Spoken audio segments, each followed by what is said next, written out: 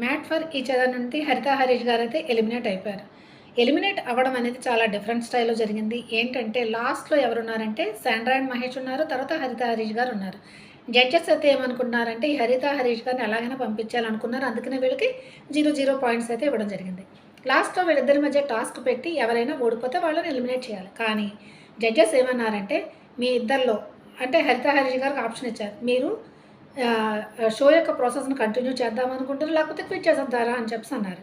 అప్పుడు హరిత హరీష్ గారు ఏమన్నారంటే, లేదు మేము క్విట్ చేసేద్దాం అనుకున్నాము అని చెప్పేసి అన్నారు. బాగా ఆలోచించుకొని చెప్పండి అనంటే, హరీష్ గారు మేము క్విట్ చేసేస్తామనే చెప్పారు. కానీ హరిత గారిని అడిగారు. అప్పుడు హరిత గారు ఏంటంటే, హరీష్ గారు ఏమంటారో అదే ఓకే మేము క్విట్ చేసేస్తాం అని చెప్పేసి అనడం జరిగింది. అసలు యాక్చువల్‌గా ఎందుకు వాళ్ళకే ఆప్షన్ వదిలేసారు అనంటే, హరిత హరీష్ గారు ఒకవేళ టాస్క్‌లో గెలిస్తే వాళ్ళు కంటిన్యూ చేయాలి. కంటిన్యూ చేయడం అనేది జడ్జెస్‌కి అస్సలు ఇష్టం లేదు అని నేను అనుకుంటున్నాను. అందుకనే వాళ్ళని వాళ్ళంతట వాళ్ళే వాళ్ళ నోటితో క్విట్ చేసి పంపించేశారు అన్న ఫీలింగ్ నాకొచ్చింది. మరి మీరేమనుకుంటున్నారు? హరిత హరీష్ గారు ఉంటే బాగుండేదా? వెళ్ళిపోవడమే మంచిదా వాళ్ళకి అనేది ఏంటనేది కామెంట్ చేయండి. Okay. Bye bye. See you. Like చేయడం అస్సలు మర్చిపోకండి. బాయ్.